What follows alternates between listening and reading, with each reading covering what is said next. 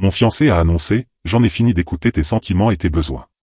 Tu es trop émotif pour un homme. J'ai dit, notez. Puis j'ai complètement arrêté de partager, y compris que j'avais reçu une offre d'emploi dans un autre état. Quand le camion de déménagement est arrivé et qu'elle n'avait aucune idée que je l'avais déjà accepté. Moi, 31 ans homme, je préparais le dîner à 18h47 un mardi, quand ma fiancée, 29 ans, a dit la phrase qui nous a achevés. Nous devions discuter du budget du mariage. Ses parents couvraient le lieu et le traiteur.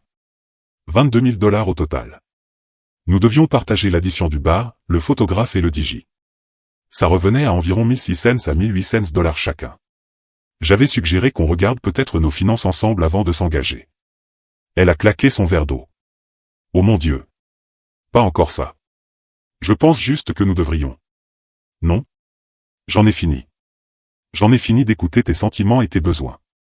Tu es trop émotif pour un homme. Tu sais à quel point c'est épuisant? Chaque décision exige une discussion. Mon père n'a jamais agi comme ça. Il gérait simplement les choses et laissait ma mère organiser. Je ne suis pas ton père. Clairement, lui il est vraiment masculin. Je suis resté là, spatule à la main. Les pâtes brûlaient. Tu veux que j'arrête de partager mes sentiments? Je veux que tu arrêtes d'avoir autant de sentiments. Ou au moins que tu les gardes pour toi. Je ne peux pas être ton thérapeute. Notez. Ne sois pas dramatique. J'ai éteint le feu. Plus d'appétit. Cette nuit-là, j'ai décidé. Elle ne voulait pas entendre mes sentiments. Elle n'entendrait plus rien du tout. Le lendemain matin à 9h23. Message LinkedIn. Recruteur. Poste d'architecte logiciel senior. Autre état, 1360 km. Augmentation de 105 000 $ plus prime de signature de 12 000 $ et package de relocalisation complet. Normalement je lui aurais montré. On aurait discuté ensemble. Pas cette fois. J'ai répondu.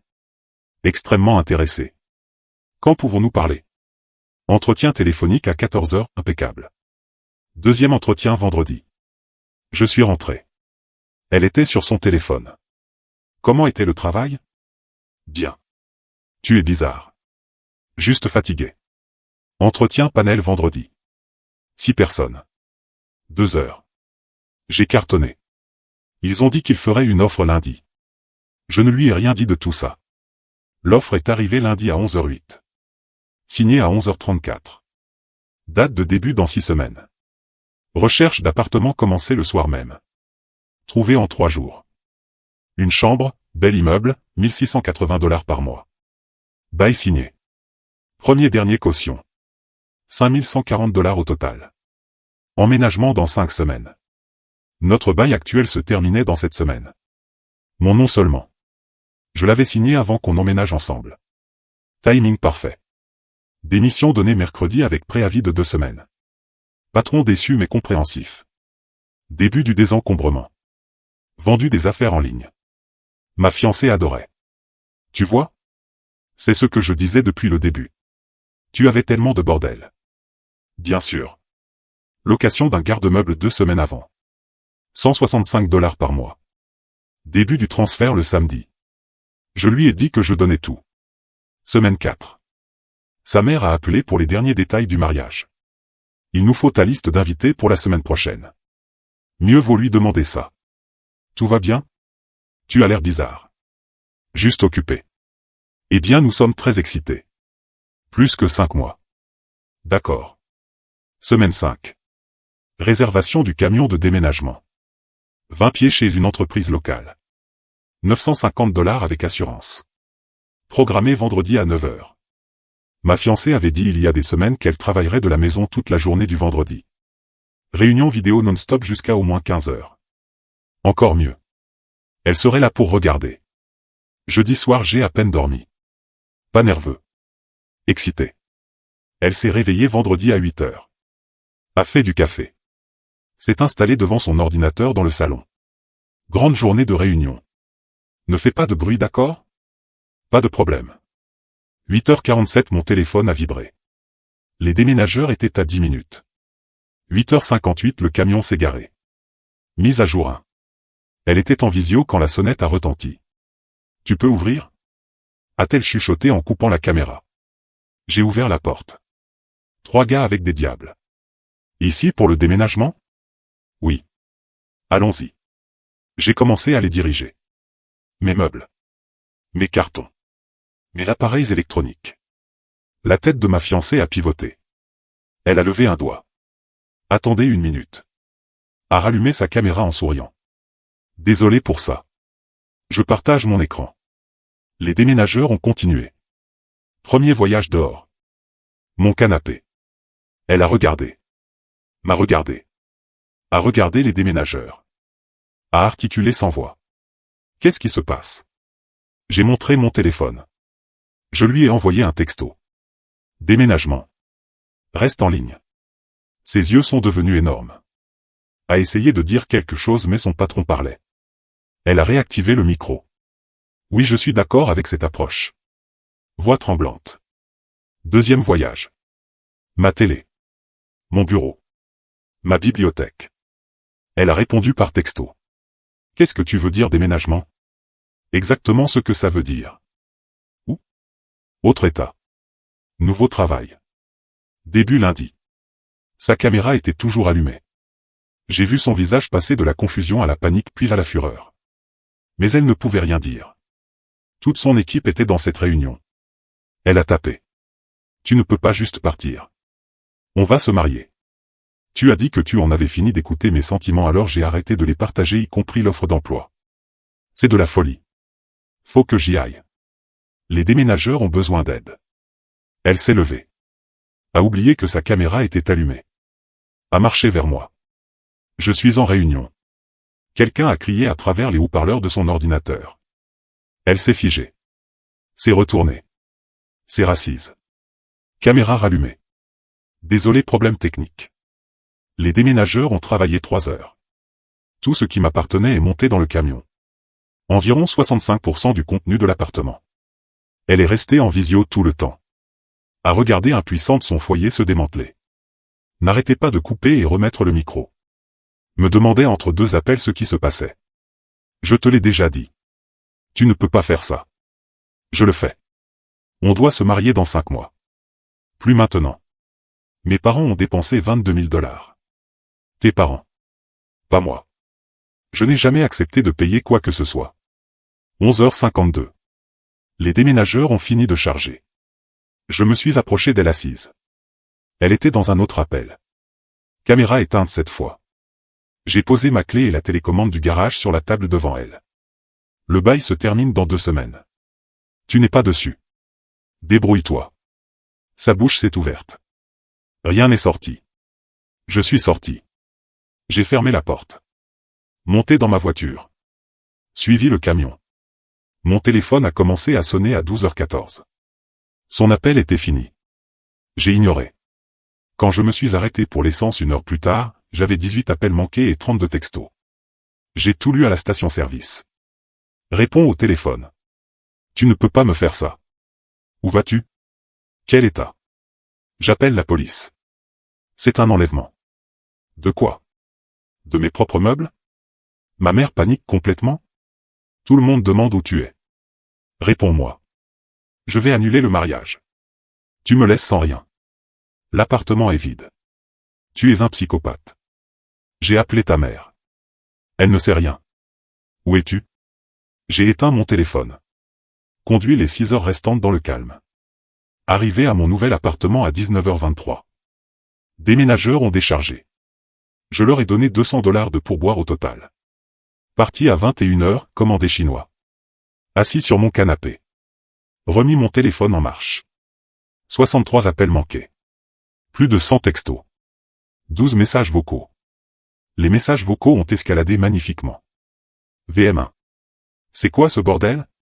Rappelle-moi tout de suite. VM3. Le proprio dit que le bail se termine dans 2 semaines et qu'il n'y a que ton nom dessus. Qu'est-ce que je suis censé faire? VM6. Ma mère pleure. Tu sais ce que tu as fait? Il faut tout annuler. Très bien. Très bien. Si tu veux jeter 3 ans à la poubelle, vas-y. Mais tu vas payer la moitié de ce mariage. Mes parents prennent un avocat. Je sais que tu vois ça. Je sais que tu m'ignores. Tu es un lâche. Tu es pathétique. Tout le monde va savoir ce que tu as fait. Je lui ai envoyé un seul texto. Tu m'as dit que tu en avais fini d'écouter mes sentiments et mes besoins. Je t'ai prise au sérieux. J'ai arrêté de tout partager, y compris l'offre d'emploi, l'appartement et le déménagement. Le bail se termine dans 2 semaines. Seulement mon nom dessus. Fais comme tu veux. Ne me contacte plus jamais. Bloquer son numéro. Bloquer sa famille. Au lit. Samedi matin. Premier jour à explorer ma nouvelle ville. Sensation incroyable. Vérifier mémé au petit déjeuner. 26 mai. Elle. Sa mère. Sa sœur. Son père. Sa meilleure amie. 2 de ses cousines. Sa mère. Tu as humilié notre famille. Sais-tu ce que c'est d'appeler 180 personnes pour annuler un mariage? Sais-tu combien d'argent nous avons perdu? 22 000 $. 22 000 $. Tu vas entendre parler de notre avocat. Ce que tu as fait est illégal. On ne peut pas juste abandonner quelqu'un à qui on est fiancé. Nous allons te poursuivre pour chaque centime. Répondu. Je n'ai jamais signé de contrat pour le mariage. Jamais contribué financièrement. Vous l'avez organisé sans mon avis parce que votre fille disait qu'elle ne voulait pas entendre mes sentiments. Poursuivez-moi si vous voulez. Vous perdrez. Le mail de son père était plus court. J'ai élevé ma fille pour qu'elle soit forte. Peut-être trop forte. Mais ce que tu as fait, partir sans un mot, ce n'est pas ce que font les hommes. Les hommes communiquent. Les hommes résolvent les problèmes. Appelle-moi. Pas répondu. Bloquer tout le monde. Dimanche après-midi. Coup à ma porte. Regardé par l'œilleton. Mon ex-fiancé. Sa sœur. Sa mère. Comment elles ont trouvé? J'ai ouvert avec la chaîne. Comment avez-vous eu cette adresse? Ta mère me l'a donnée. A hurlé mon ex. Après que je lui ai dit que tu m'avais abandonné. Note à moi-même. Parlez à maman. Vous devez partir. On a conduit 9 heures pour te parler. J'ai dit ne me contactez pas. Sa mère a avancé. Tu nous dois une explication. Tu nous dois de l'argent. On a dépensé des milliers. Vous avez dépensé des milliers pour un mariage dont je n'ai jamais accepté de payer. Tu déformes tout. A crié sa sœur. Elle a eu une mauvaise journée et tu as fait exploser toute ta vie. En réalité, elle a eu plusieurs mauvaises journées où elle m'a dit que j'étais trop émotif et qu'elle en avait marre d'entendre mes sentiments. Donc j'ai arrêté de les partager. Un seul commentaire. A hurlé mon ex. Tu fais tout ça pour un seul commentaire. Le commentaire qui a tout terminé. Oui. Le point de rupture après de nombreux commentaires. Sa mère pleurait maintenant. On ne peut pas récupérer les arts. Tu comprends? 22 000 $ partis en fumée. Nous ne sommes pas riches. Alors peut-être ne pas organiser un mariage coûteux sans s'assurer que les 2 personnes le veulent. C'est toi qui as fait la demande. A hurlé mon ex. Oui. Il y a 9 mois. Avant que tu passes des mois à me dire que mes sentiments étaient un fardeau. La sécurité est arrivée. Sûrement appelée par un voisin. Tout va bien ici? Ces personnes me harcèlent. Je leur ai demandé de partir. Vous l'avez entendu. Il est temps de partir. Vous ne pouvez pas nous virer. On a conduit 9 heures. A protesté sa sœur. Madame, c'est une propriété privée. Partez ou j'appelle la police. Elles sont parties. En hurlant tout le long jusqu'à leur voiture sur les avocats et la vengeance et le karma. Je les ai regardées depuis ma fenêtre pendant qu'elles restaient 20 minutes dans la voiture. À se disputer. À pleurer. Finalement parti. Début du nouveau travail lundi. C'était génial. Mise à jour 2. Semaine 1 au travail. Mon ex a trouvé mon mail pro. M'a envoyé un roman mardi matin. Sujet please read 10. Pas lu. Transféré au RH. Mon ex-fiancé me harcèle. Je l'ai quitté après qu'elle m'a dit qu'elle en avait fini d'écouter mes sentiments. Elle le vit mal. Les RH l'ont appelé et lui ont dit d'arrêter ou il prendrait des mesures légales. Elle a arrêté les mails pro. Assignée à comparaître jeudi. À mon nouvel appartement. Elle me poursuivait vraiment. Motif, rupture de promesse de mariage et enrichissement injuste. Elle voulait 11 000 $. Moitié des arts du mariage. Apporté à un avocat vendredi. Consultation 300 $. Il a lu. A éclaté de rire. La rupture de promesse de mariage n'est pas reconnue dans cet état. Et même dans les états où elle l'est, il faudrait une preuve de perte financière causée par toi. Elle n'en a aucune. Tu n'as rien payé. Donc ça ne va nulle part? Nulle part et vite.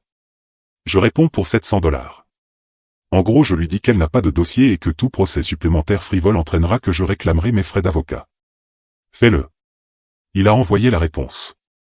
2 semaines plus tard, son procès a été abandonné. Mais le harcèlement s'est intensifié. Elle a créé un faux mail.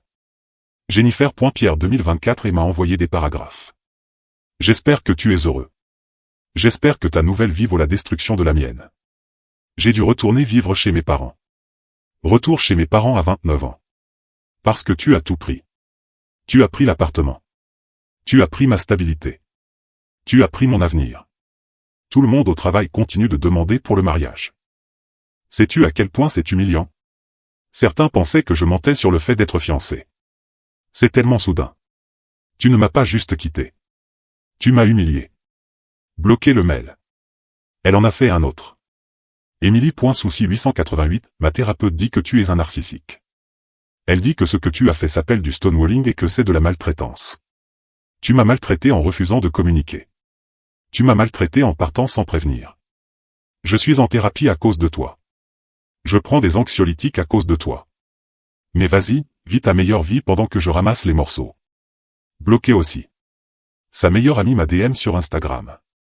J'avais fait un nouveau compte, privé. Elle a dû le trouver. Tu es dégoûtant.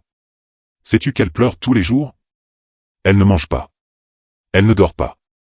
Elle n'est plus que l'ombre d'elle-même. Et toi tu t'en fous. Tu es passé à autre chose comme si elle ne représentait rien. 3 ans ensemble et tu l'as jetée comme une ordure. J'espère que le karma t'attrapera. Bloqué. Semaine 3, son père s'est pointé à mon immeuble. N'avait pas le numéro d'appartement mais criait mon nom dans le hall. Il faut qu'on parle d'homme à homme. La sécurité m'a appelé. Je suis descendu. Monsieur, je vous ai demandé plusieurs fois de ne pas venir ici. J'ai conduit 9 heures encore. Le moins que tu puisses faire c'est m'écouter. Je ne te dois rien. Partez ou j'appelle la police. Ma fille est détruite. Détruite. Tu ne l'as pas juste quittée. Tu l'as humiliée. Tu l'as laissée avec un appartement vide et 2 semaines pour trouver un nouveau logement. Elle a dû nous supplier pour de l'argent. Elle a 29 ans et vit à la maison à cause de toi. Elle a 29 ans et vit à la maison parce qu'elle a passé 3 ans à me dire que mes sentiments ne comptaient pas.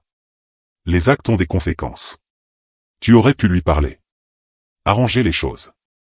Mais tu t'es enfui comme un gamin. J'ai essayé de parler plusieurs fois. Elle m'a coupé à chaque fois. Disait que j'étais trop émotif. Donc j'ai arrêté de parler. Une dispute. Pas une dispute. Plusieurs. Pendant des mois. Elle a clairement fait comprendre qu'elle ne voulait plus rien entendre de moi. Donc je lui ai donné exactement ce qu'elle voulait. La sécurité s'est mise entre nous. Monsieur, il est temps de partir. Il est parti. Mais pas avant de crier, tu vas le regretter. Tu vas finir seul et misérable et tu réaliseras ce que tu as perdu. Peut-être. Ou peut-être pas. Semaine 4. Appel du lieu de mariage. Ils étaient perdus. Nous avons votre fiancée qui prétend que vous aviez accepté de partager le coût du lieu et elle veut que nous vous poursuivions pour la moitié de l'acompte. Je n'ai jamais rien signé avec vous. Jamais payé d'acompte. Vérifiez vos registres. Nous avons la carte de crédit de sa mère et sa signature, pas la vôtre. Alors la dette est entre vous et elle. Je n'ai aucun contrat avec vous. Elle prétend que vous aviez accepté verbalement. Les accords verbaux ne sont pas exécutoires pour ce montant dans cet état. Parlez à votre avocat si vous ne me croyez pas. Ils ont lâché l'affaire. Mais sa mère m'a envoyé une lettre recommandée. Tu es un voleur. Tu es un menteur. Tu détruis notre famille. Nous n'arrêterons pas tant que tu n'auras pas payé ce que tu nous dois. Nous avons contacté un avocat. Nous avons contacté la police. Nous avons contacté tous ceux qui te connaissent pour leur dire quel genre de personne tu es. Tu ne t'en tireras pas comme ça. Montrez à mon avocat. Il leur a envoyé une mise en demeure. 400 $ pour ça. S'ils me contactaient encore nous pourrions poursuivre pour harcèlement. Ils ont arrêté. Moi 2. Mon ex a découvert où je travaillais. Pas par moi. Quelqu'un a dû lui dire. A commencé à appeler la ligne principale. La réception lui disait que j'avais demandé à ne pas être contacté. Elle appelait quand même. 5 fois en une semaine. RH impliqué. Votre ex-fiancé appelle sans arrêt. Il faut gérer ça. Je l'ai bloqué partout. Lui ai dit de ne pas me contacter. Elle ne s'arrête pas. Nous allons lui envoyer une mise en demeure officielle de notre équipe juridique. Si elle recontactait ce bureau, nous engagerons des poursuites. Ils l'ont envoyée. Elle a arrêté d'appeler. Mais n'a pas arrêté d'essayer. Message LinkedIn d'elle. Elle avait payé Premium juste pour me contacter. Je sais que tu me détestes. Je sais que tu me prends pour une folle. Peut-être que je le suis. Mais tu me manques. Nous me manquons. Je suis désolé pour ce que j'ai dit. J'étais stressé et je me suis défoulé sur toi. Pouvons-nous parler s'il te plaît? Juste une fois. Je te promets de te laisser tranquille après. J'ai juste besoin de chlore. Pas répondu. Elle a envoyé 8 messages de plus dans la semaine. De plus en plus désespéré. Finalement répondu. Tu m'as dit que tu en avais fini d'écouter mes sentiments. Je t'ai prise au sérieux. Il n'y a rien à dire. Passe à autre chose. Bloqué sur LinkedIn. Mise à jour 3. Mois 3. Sa meilleure amie a appelé sur la ligne pro. Passé je ne sais comment. Elle ne mange pas. Tu le savais? Elle a perdu 10 kilos. Elle est si déprimée qu'elle arrive à peine à sortir du lit. Tu es content? C'est ce que tu voulais? Je voulais qu'elle écoute quand j'essayais de communiquer. Elle a refusé.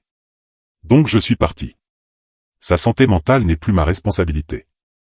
On n'abandonne pas juste quelqu'un qu'on aime. J'ai abandonné quelqu'un qui m'a dit que mes sentiments étaient un fardeau. Grosse différence. Elle avait une mauvaise journée. Pendant 3 mois? Elle avait une mauvaise journée pendant 3 mois d'affilée? Silence.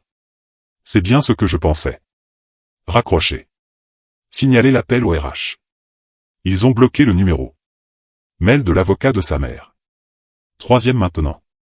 Plus de menaces de procès. Plus d'allégations d'accords verbaux. Plus d'exigences d'argent. Mon avocat a répondu. Votre cliente a déjà déposé et abandonné un procès frivole.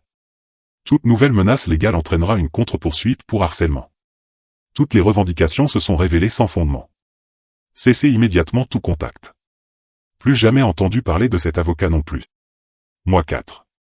Ami commun a pris contact. Mec que je connaissais depuis des années avant même de rencontrer mon ex. Mec, elle raconte à tout le monde que tu l'as ghosté sans prévenir. Que tout allait bien un jour et que le lendemain tu avais disparu. C'est vrai? Non. Elle m'a répété plusieurs fois qu'elle en avait fini d'écouter mes sentiments. Que j'étais trop émotif pour un homme. Donc j'ai arrêté de lui dire les choses. Y compris que j'avais un nouveau travail et que je déménageais. Putain. Elle ne mentionne pas cette partie. Bien sûr que non. Qu'est-ce qu'elle raconte? Que tu l'as laissé en plan. Que tu as tout pris de l'appartement. Que tu l'as laissé sans abri et fauché. Que tu refuses de la rembourser pour le mariage. Je n'ai jamais accepté de payer le mariage. Ses parents ont payé. On ne m'a jamais demandé de contribuer. Le bail de l'appartement était seulement à mon nom. Elle n'y était pas. Elle avait 2 semaines pour se débrouiller. Et je ne l'ai pas laissé faucher.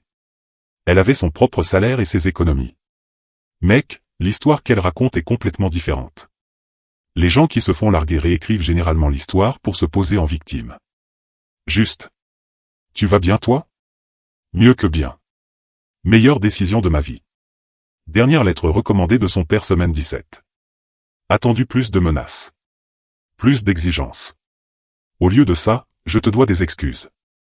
La semaine dernière j'ai trouvé des messages textes sur l'ancien téléphone de ma fille. Messages entre elle et sa mère sur l'organisation du mariage.